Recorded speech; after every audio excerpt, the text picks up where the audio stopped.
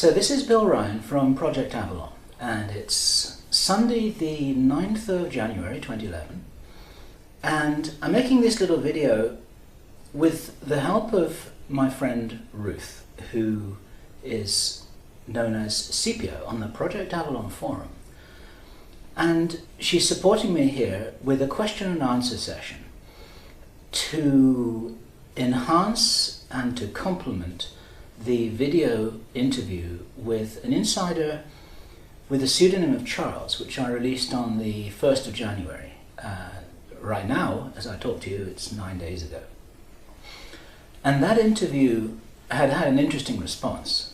It was a little bit like dropping a big rock in the pond, and the ripples have been spreading and the boats have been rocking, and a lot of people got quite upset and people said all kinds of stuff, none of which is true.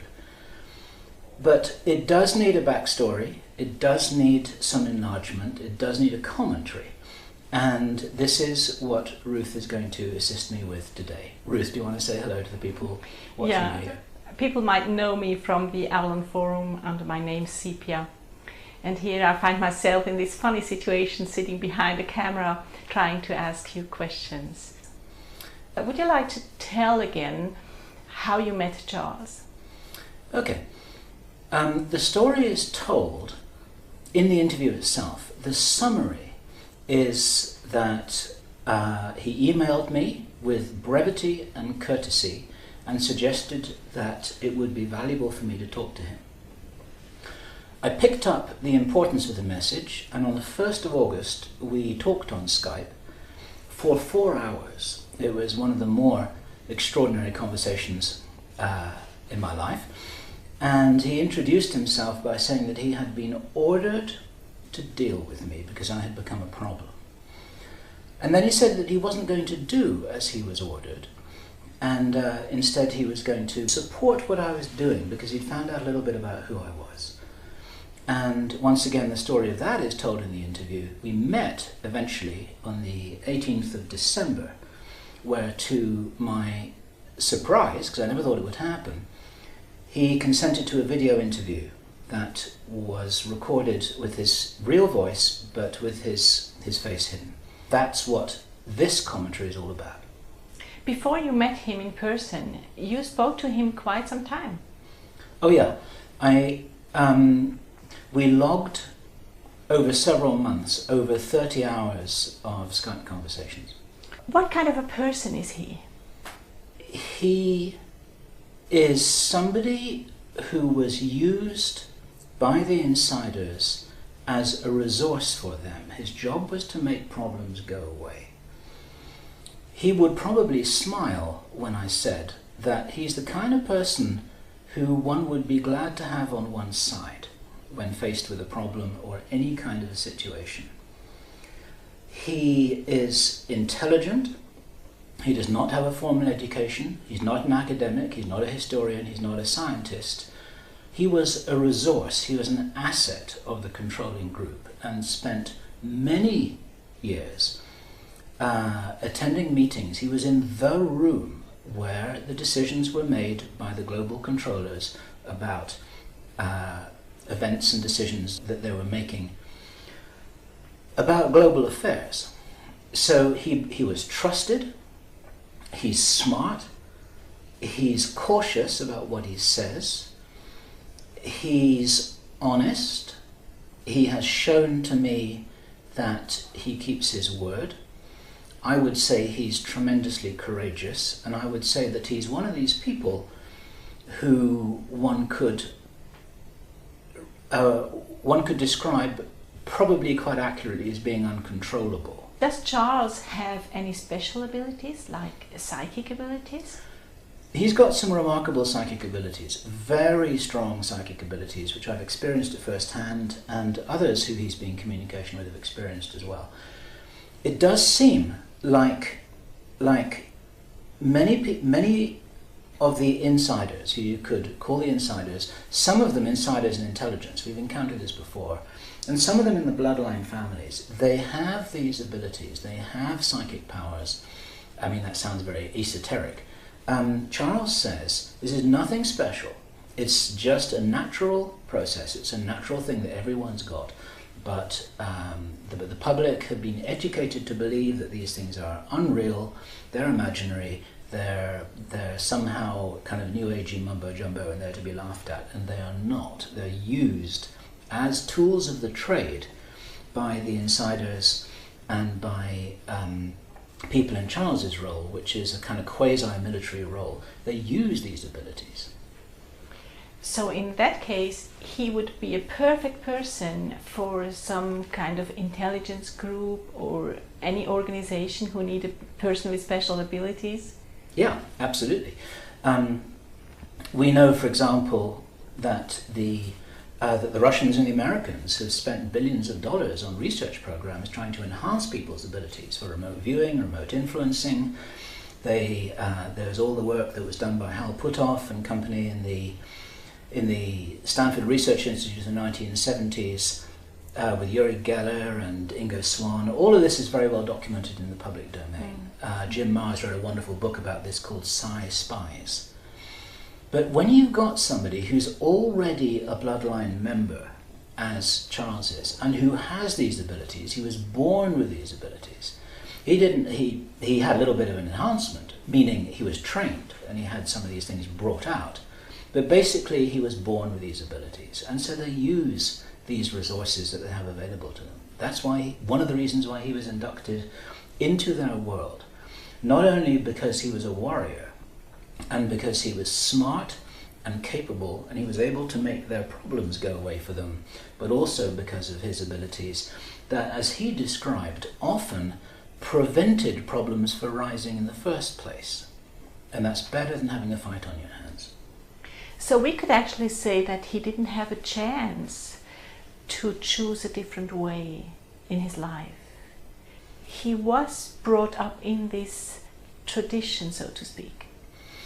He was singled out from a very early age when he was a kid. He'd been watched all the time. He didn't realize what was happening until he was into his late teens and 20s. That's when he realized that there was more to him than he knew, but other people had been watching him all the time. In the meantime, when he was young, he was a hooligan, and his capabilities in that world were noticed and taken advantage of. For instance, he describes, I don't think this is in the video, but he told me how when he was a teenager he was utilized to go into Greenpeace demonstrations and cause trouble so that the demonstrators would be antagonized by the police and so on and so forth. We know that this kind of thing happens. We don't often get the chance to talk to someone who says, yeah, I did that kind of thing, I was asked to do it, and so I did. Why did he suddenly decide to work together with you? Yeah, this is a critical question. As he describes in his interview, he had a certain experience which effectively deprogrammed him, and this is a bit of a caricature, I'm sort of encapsulating this, but he woke up and he thought, wait a minute, I don't have to do all this stuff mindlessly that they're asking me to do. I'm my own man and I can make my own decisions. And that's what he started to do. Now, he didn't announce it to them straight away. That became clear when he was asked to contact me to deal with me because I was a problem, and then he didn't do as he was asked. That's when everything changed. Okay, so behind Charles there is some kind of a group. Could you make it easier to understand for people who these people are? Yeah.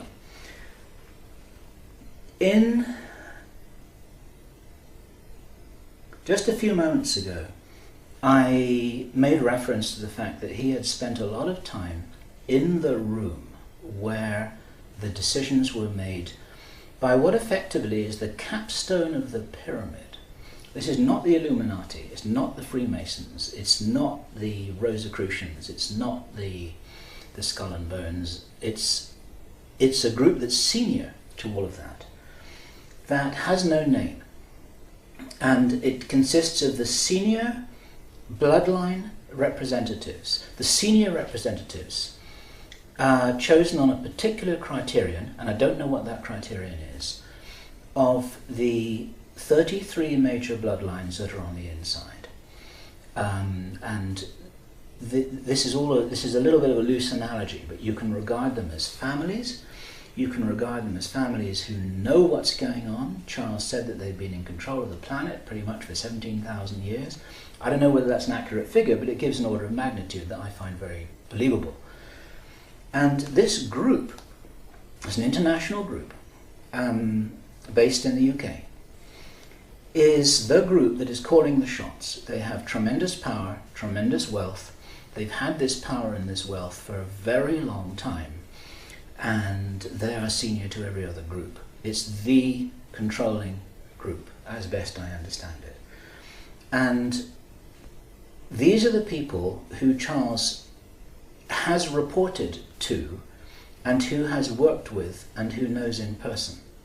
It's as senior as it gets while you stay on this planet. I would like to know a little bit more about this group. Are these the same beings always incarnating in the same bloodline, or how can I understand this? Charles has never gone into this. I think these are good questions. I'd like to ask these questions to him. But in all the conversations we've had, and we've talked about a lot of stuff, what people could call the spiritual aspect of this, or the aspect of who we are and who they are as immortal beings temporarily occupying bodies, that was not discussed. The emphasis from Charles's viewpoint, and it would seem from the controlling group viewpoint, is it's all about DNA, it's all about bodies, it's all about bloodlines, and ultimately it's all about eugenics. So it has never been expressed if they understand themselves as spiritual beings? This has never been discussed. That's all I can say. My personal opinion is that I'm sure that they do. I know from conversations with Charles, from personal conversations with him, that he is well aware that he's an immortal spiritual being temporarily occupying a body. He's this is obvious to him, he knows this. Yeah. Just as many people watching this video know this. But he's never talked about how this fits in to the scenario and the plans and the philosophy and the operating modus operandi, the principles, how they work of the insiders. I personally would like to think that these beings don't lose their memory from one incarnation to the other. They are in this controlling function for many, many thousands of years. It's an intelligent speculation, and I'd like to ask that question, and I don't have the answer, and we're just guessing. It makes sense, but I have no idea. I really don't know. These people who belong to this controlling group, are they at all known in the open? No.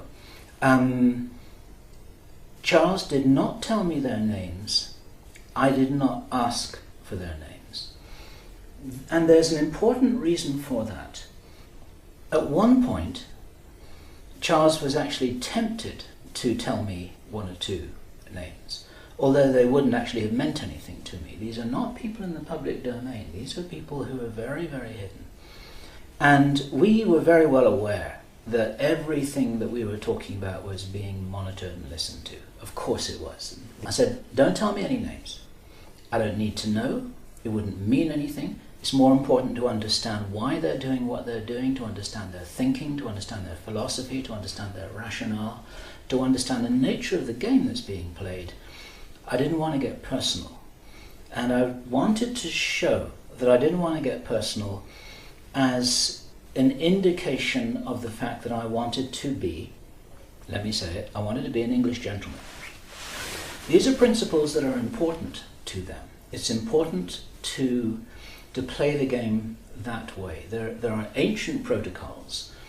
There are principles and rules of engagement in place that, in my view, is very smart to recognize. And so I haven't wanted to tread on their toes. I haven't wanted to insult them. I haven't wanted to interfere with their personal affairs. But as a group, as an operating group, like the board of directors of Corporation Planet Earth, I wanted to establish a dialogue, and I wanted to show them that I was maybe what Charles called in his interview with me, a worthy contestant.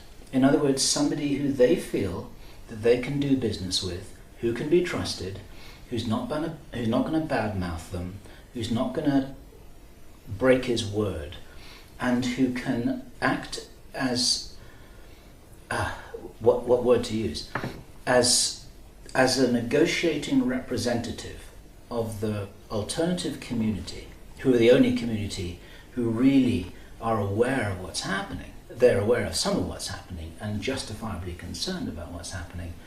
And so the opportunity to open up a dialogue was what was really important to me. Now, I know the original question was, did he say anything about these people personally? I didn't need to know those details. So let's go back these, let's say, 17,000 years. What started at that moment? Oh, well, 17,000 years is recent history. One of the first things that Charles explained to me was that, in his own words, the human race is an experiment. You could regard it as a project, but basically it's a created situation set up on planet Earth as the ideal environment where several hominid species were established on this planet, and Charles thinks that this was about 1 million years ago. He's not a historian or an anthropologist, but that's what he understood.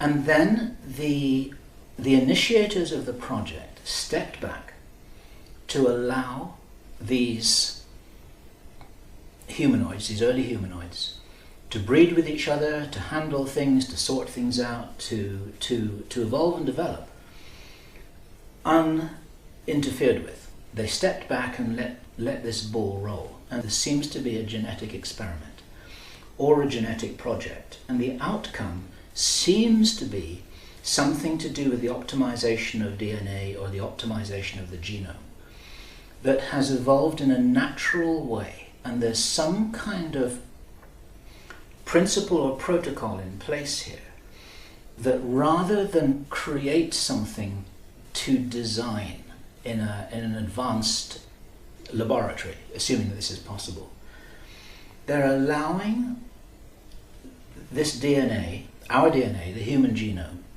to evolve and to optimize itself under natural conditions over a long period of time, using planet Earth as the petri dish, as it were. A petri dish is just a little sort of controlled environment in a laboratory where little bugs are grown. And I'm not saying that humans are little bugs, I'm just saying that it's a controlled environment in which changes take place, and then they're observed and they're monitored. And it's all with an outcome in mind. Now, Charles doesn't know who the ET originators of this situation were, but they're doing this for a reason. They're doing this because of some purpose that they had, some goal that they had, or some problem that they were trying to solve. And the current controlling group, because you asked about the 17,000 year thing, this is very, very recent. This is just like the last 5 minutes of the day, you know. That controlling group has come to the top of the pile on planet Earth in a natural way. Like in business, if all is fair in love, war and business, then they have risen to the top. A lot of this is about controlling power, and it's about controlling wealth. And because they've risen to the top and they feel that they have deserved it, this justifies it for them. Because they are also in possession of the history. This history exists in artifacts and documents in the Vatican Library and elsewhere. It's not in the public domain, but they have it. They know this stuff. They know the history of the human race. And they regard themselves as being the guardians, as doing a responsible job. They see themselves, like the chief executives of a corporation, as being responsible for the survival of the corporation for the optimization of the product that that corporation creates, the management structure of planet Earth, on behalf of the experimenters. That's how they see their role. And as I explained in the interview that I did with Charles that was released on the 1st of January, there's a very sensitive issue here. Now, I'm not trying to justify anything, I'm reporting it.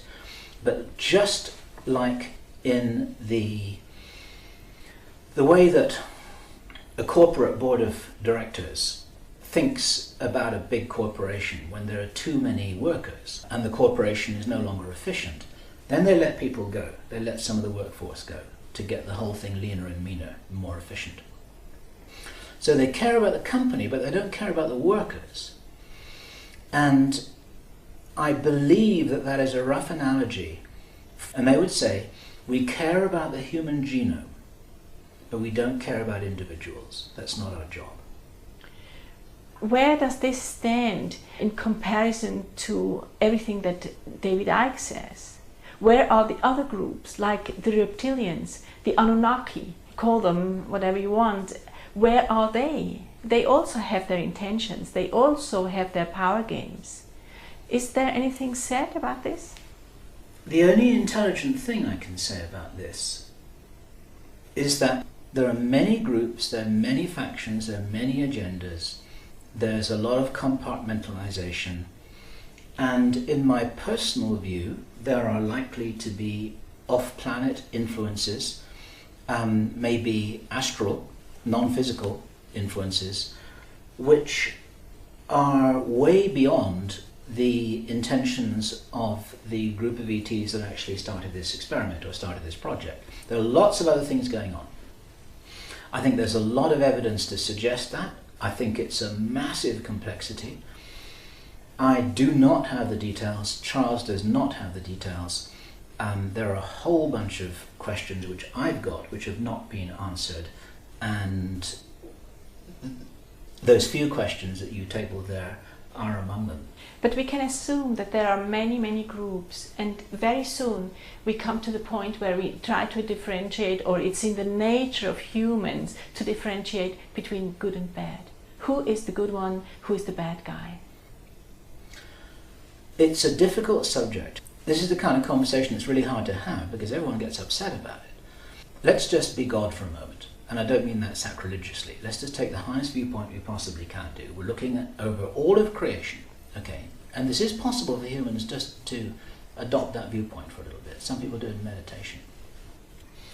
When one's out of the game looking in on it, when you're out of the fishbowl looking in on it, when you're out of the movie looking back on it, good and bad are kind of temporary artificial constructs, okay?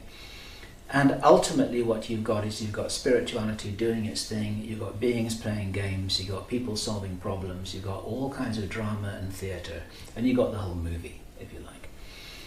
And so sometimes it can be helpful to think in terms of good and bad, and sometimes it's not helpful to think in terms of good and bad. And let me enlarge on that a little bit, because I think this is important, if I can find a way of making the point. Since the first video was released, there's a lot of anger has been triggered, and I understand that. It's like now that people have got a target for their anger. Some of the anger is against Charles, some of it is against me. It's like, how can you talk to this guy? You know, he's working for the dark side. This is the sort of Star Wars analogy. How can you dialogue with these people? How can you even represent them? How can you try and explain what it is that they're doing or why? How can you even be talking like this on camera? How dare you? You're betraying us. All of this kind of stuff.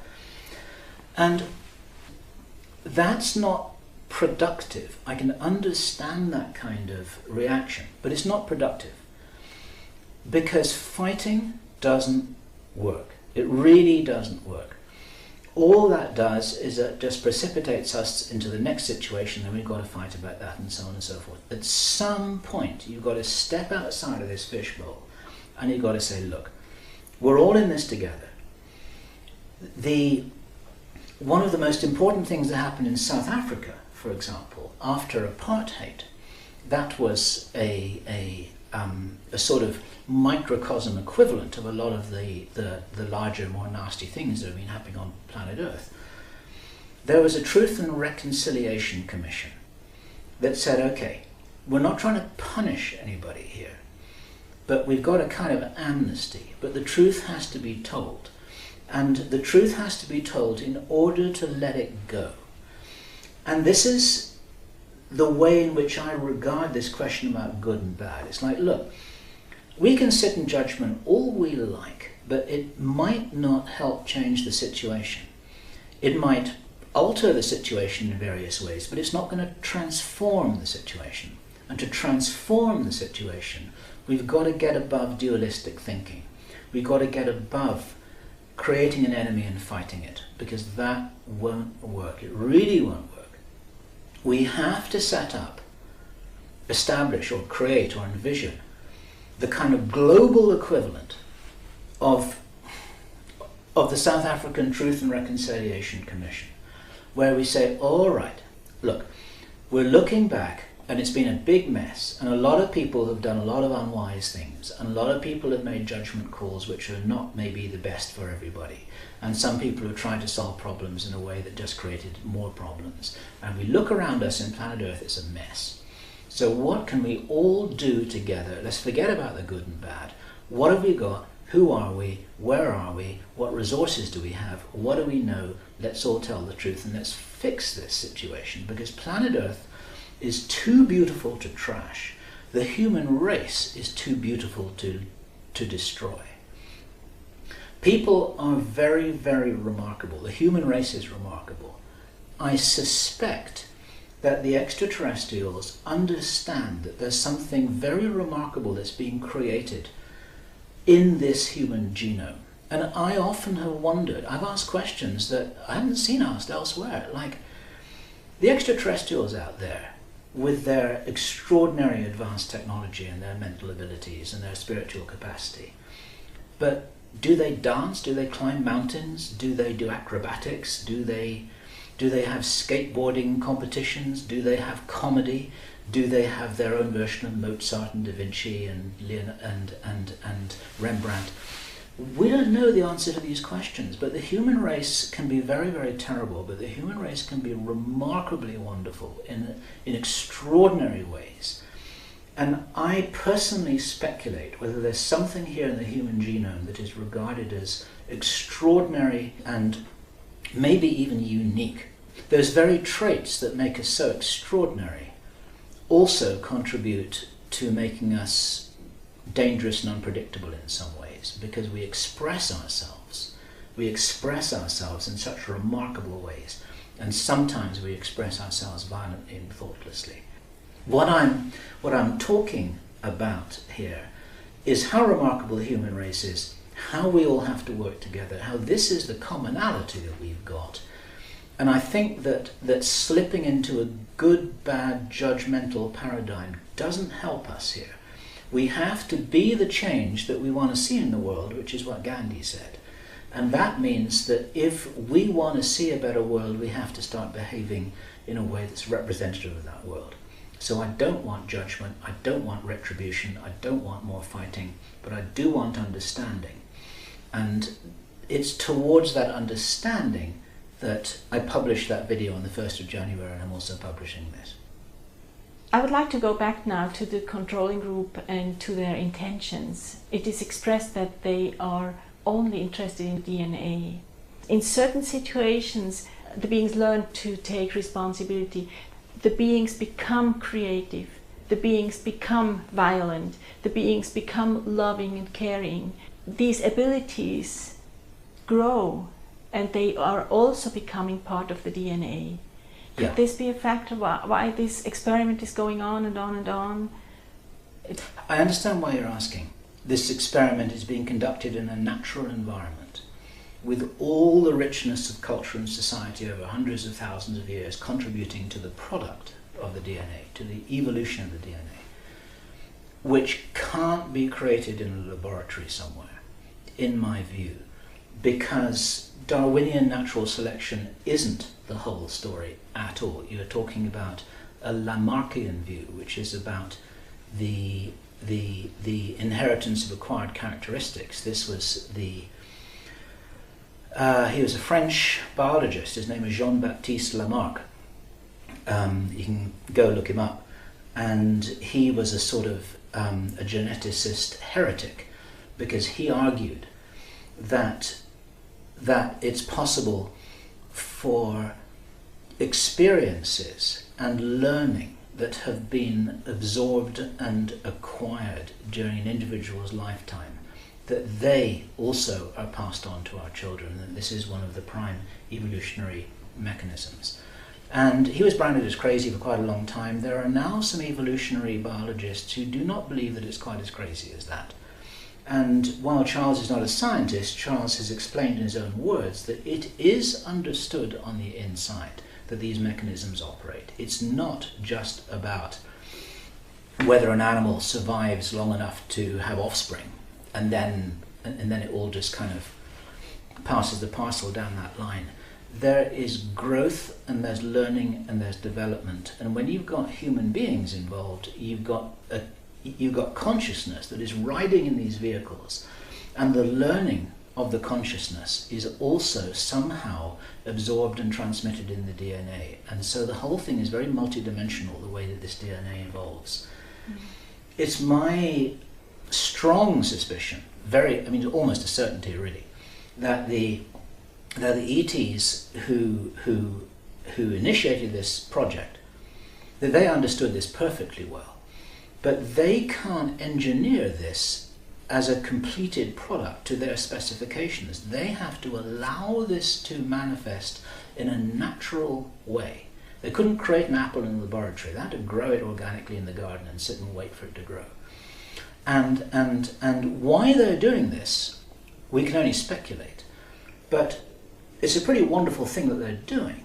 And we don't know about the ethics of the ETs, except that, according to Charles, he's mentioned this many times to me, they will not interfere in their experiment. They have a strict protocol that they won't interfere at all. That is letting this ball roll. What's happening on the inside is something totally different. This is not intended by the ET experimenters. It wasn't intended, for instance, that for the first time in all the cycles of human history, we've got hold of extraterrestrial technology now, in our generation. This never happened before, and was not intended to be part of the experiment. And now you've got this dangerous situation that not only have you got this extraordinary, wonderful, creative, expansionist, expressive, and often very violent and aggressive human nature that we all have. And for anyone who doubts the violence of human beings, look back in history. It's everywhere. Okay, look at the conquistadores, look what happened to the Native Americans, look what happened to the Maoris and the Aborigines and the San Bushmen. That if we take this, armed with extraterrestrial technology that we have acquired through shooting craft down, which is what he confirmed had been happening ever since the 1940s, and then we go out in the galaxy, justified by what he also confirmed would happen, which is a false flag alien invasion, a false flag threat, which framed the ETs as threatening to us, as hostile in some way, in very much the same way as we created the war on terror through 9/11. What happened in 2001 was that justified basically an aggressive military expansionist colonialism into Iraq and Afghanistan for all kinds of other reasons that were never made clear. And exactly the same thing. You take that military expansionist mindset and you map it onto a galactic theatre, and you've got exactly what is in danger of happening, justified by this idea that the ETs are threats, and in George Bush's words in 2001, we've got to go and smoke them out. I mean, that makes it sound laughable, but it's dangerously plausible.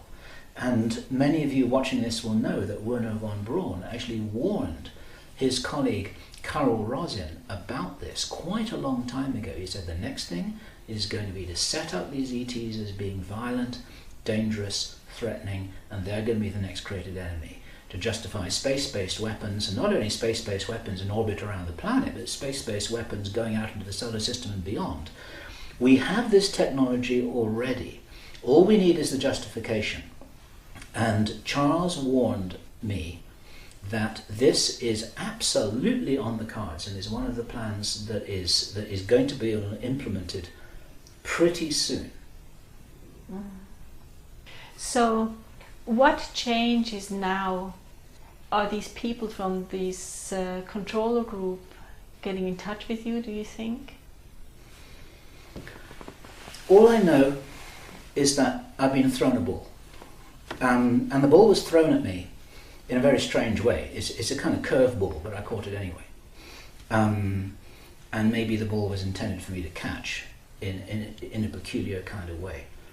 The history of the contact with Charles, and once again to encapsulate this, really compress it, is that Charles disobeyed his orders, he started to support me, then he had to go on the run, he was attacked from the inside, he ended up having to flee the country, he was disenfranchised from his own life, his businesses were bankrupt, he lost millions of pounds, he was physically injured, and then when he returned to the UK eventually in November, he was asked to report in to the controlling group, which was, and he was very smart to do that. He did so. He was required to tell them exactly what he had done, what he had, who he talked to, and what his intentions were, and he was very smart to tell them the truth. And then they realized that they had an opportunity. This is what I believe has happened. This was never planned, but opportunistically, they then had an indirect relationship with somebody who in the meantime had sort of passed the tests as somebody who they felt that they might be able to do business with and might be advantageous for them to establish a dialogue with in some way. That's what I mean by being thrown the ball. So Charles is playing both sides. He will cheerfully admit that. He's walking a very delicate tightrope. But there's a possibility of an outcome here in which everyone could win. I can win, we can win as the alternative community, because we get to be told and entrusted with what the plans really are and what the problems really are. And there's a litmus test in progress here. Imagine this. I know that some of you watching this think that it's all a load of nonsense, but supposing it's not. Supposing what we're being presented with is we're just being presented with a layout on a table of, like, you want to know what's happening? Here it is. Okay. And then are we smart enough to recognize for what it is? Some people have criticized the release of information and saying, well, we knew all that anyway. Well, that's not a very, if I may say so, that's not a very intelligent critique of a release of information if it's confirmation of what we already knew. Many people would think that that was valuable. A lot of people don't trust the motivation, and I can understand that as well. But it's possible that the motivation is one of taking this game to another level. As I said, it's experimental. If every single person in the alternative community rejects this information, decides that they don't want to do business, makes good, bad judgments, and decides that they're just going to go into the streets and fight or demonstrate, or I don't know what they think they're going to do, actually, that might not be a constructive outcome for this. But if there's the possibility of a dialogue, if there's a possibility of an increase in understanding, if there's a possibility of something that moves this to a different level and breaks the cycle and starts to help us think in terms of truth and reconciliation, as I was talking before with the South African analogy, then it seems to me to be worth doing. And so that's what I'm doing. I'm taking it day by day. No one's contacted me. Maybe the whole thing's a figment of my imagination. Maybe Charles is deceiving me. I don't think that's happening. And so it's an opportunity that's worth taking. It's a gamble that's worth taking. And in the meantime, we are being presented with some very interesting information. And it's not easily digestible. It's not palatable. It's not the kind of thing we want to hear. But it might be true. And if it is true, We have to check it out in all of its aspects. Now, there's another aspect to this, which is a question that you haven't asked yet, and maybe you're just about to, about the philosophies on the inside. I have heard the expression purist. I think this group is calling themselves the purists. Could you elaborate on this expression? This is an important, a very important clarification. It's really, really important. It's not their own term. This is Charles's term, I believe. And let me step back and explain this a little bit, if I can. What was explained to me was that the controlling group has got a spectrum of approaches, because these are all individual people with individual personalities, and they interpret their responsibility not all in exactly the same way. Some of them Charles describes as being very purist, which means that in the medieval sense, and this is an analogy, if I'm a purist and somebody steals my wife, and I'm living in the year 1800 in Britain or Europe, okay, I don't stab that guy in the back with a knife down a dark alley, even though I'm angry with him because he's stolen my wife, okay. I challenge him to a duel because this is a matter of honor. If somebody has stolen my wife, he's dishonored me. And so I challenge him to a duel. And then at dawn, 6 o'clock in the morning the next day, he has his musket and I have mine, and then we fire at each other on a signal. And that's the honorable way to settle this. And I might not make it through, but and there are other ways of resolving duels, with sword fights, and they had medieval jousting and all kinds of stuff like this. This is part of of an ancient tradition, which is the concept of the fair contest, and this is something that Charles alluded to in his interview with me, which was published on the 1st of January, the idea of a fair contest. The members of the group who are purists will allow things to happen to the extent that if a contestant presents themselves, then they are obliged to engage in the duel. They're obliged to engage in the jousting match or the sword fight. Because this person has challenged them in some ritualistically meaningful way. And so they accept that challenge. They have to. And then whatever happens, happens, because they're allowing it to happen. It's a sort of natural progression, a sort of natural selection. So the purists will allow things to roll without interference. And my understanding is that it's the purist component of the controlling group that is holding sway here and is sanctioning this release of information. Because it's there, because it's being done, because these events have happened, because Charles has taken it upon himself to take the risks to contact me, because I've taken it upon myself to take the risk of publishing this video, and because it's right there on your computer screens right now as you're watching this, this means that it is being permitted to happen, and it's being permitted by the purists who are not interfering in that process, in that natural process. Now, at the other end of this spectrum, there are individuals, or there have been individuals within this group that haven't looked upon this in exactly the same way.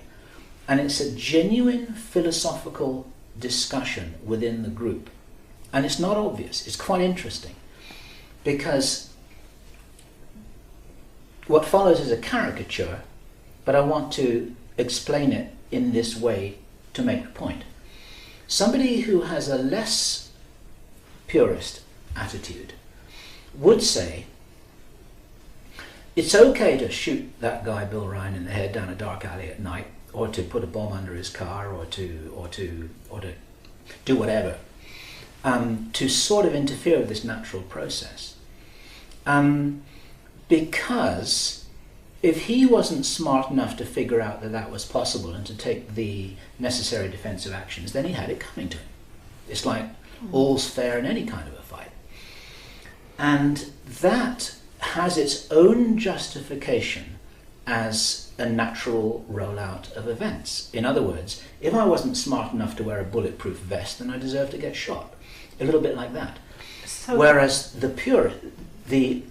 the other real purists wouldn't even try and shoot me. They'd just say, well, actually, we're going to let the guy speak.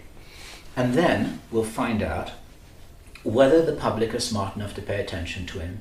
And if not, then the verdict of the alternative community may well be that no one's going to listen to this anyway, in which case there's nothing to worry about. But then no one can say, this is very important, then no one can say that we never told people, because the protocols of this entire group for a long time have been to have all the information out in the open for people who are awake and aware to pick up.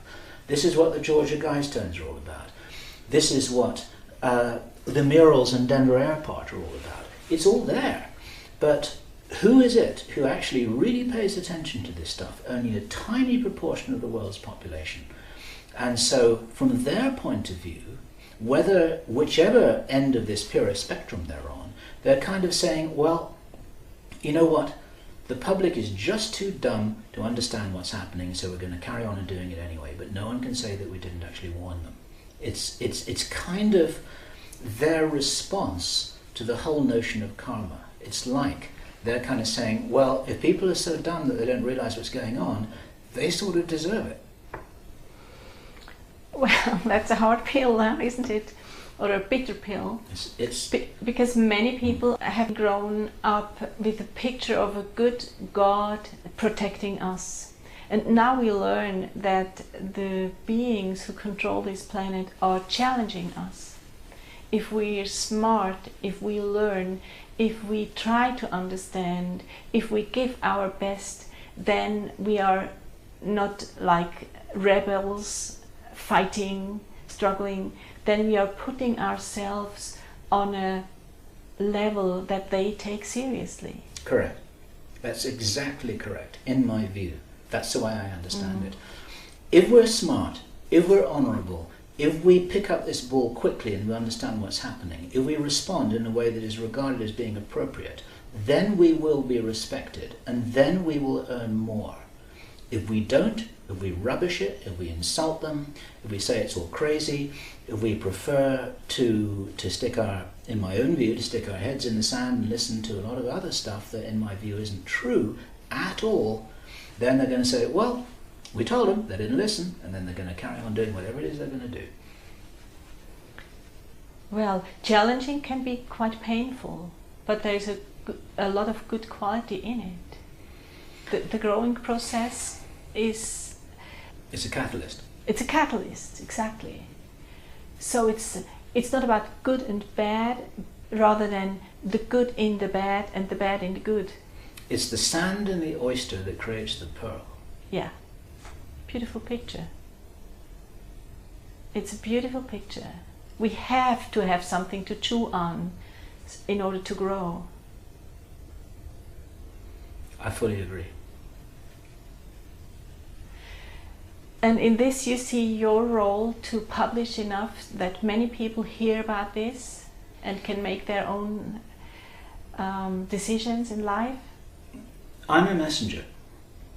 And what happens is what happens. I'm kind of being a purist myself in this. It's like, I don't know. I mean, I really don't know whether we deserve to get any more information. That's not my call to make. If I receive more information, then I will release it. I do not know what's going to happen. And I think anything can happen. And I think what happens is to some significant degree up to us.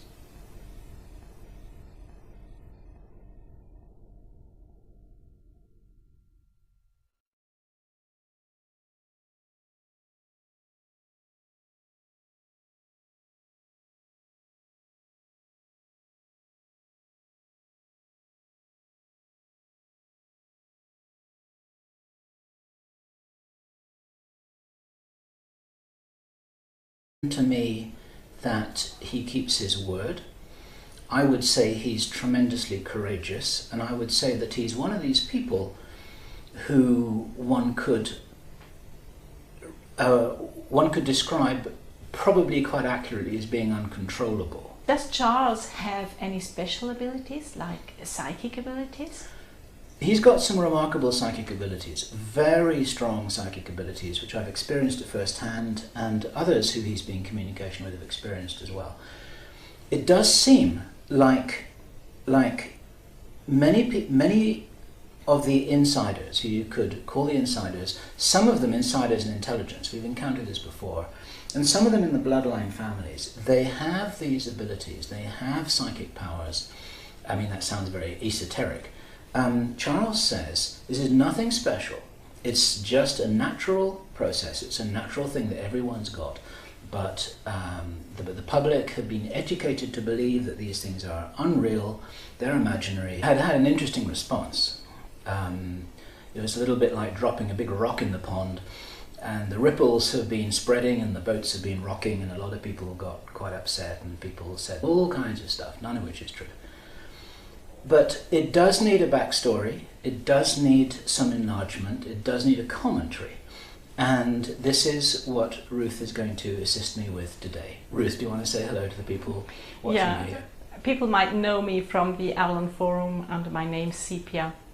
And here I find myself in this funny situation, sitting behind a camera, trying to ask you questions. Would you like to tell again how you met Charles? Okay. The story is told in the interview itself. The summary is that he emailed me with brevity and courtesy and suggested that it would be valuable for me to talk to him. I picked up the importance of the message, and on the 1st of August we talked on Skype. Is somebody who was used by the insiders as a resource for them. His job was to make problems go away. He would probably smile when I said that he's the kind of person who one would be glad to have on one's side when faced with a problem or any kind of a situation. He is intelligent. He does not have a formal education. He's not an academic. He's not a historian. He's not a scientist. He was a resource. He was an asset of the controlling group and spent many years attending meetings. He was in the room where the decisions were made by the global controllers about events and decisions that they were making about global affairs. So he was trusted, he's smart, he's cautious about what he says, he's honest, he has shown it. For 4 hours, it was one of the more extraordinary conversations in my life, and he introduced himself by saying that he had been ordered to deal with me because I had become a problem.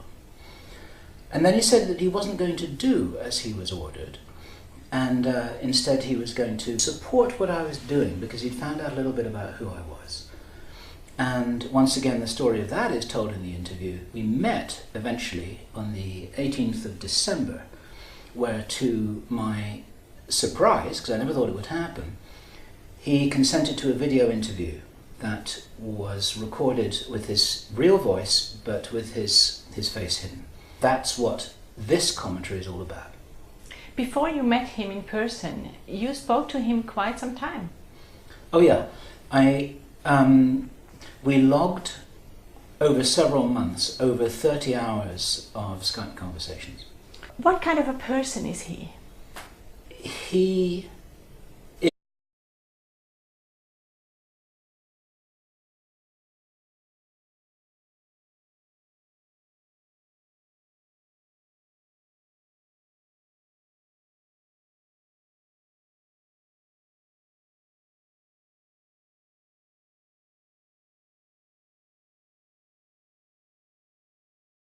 So this is Bill Ryan from Project Avalon, and it's Sunday the 9th of January 2011, and I'm making this little video with the help of my friend Ruth, who is known as Sepia on the Project Avalon forum.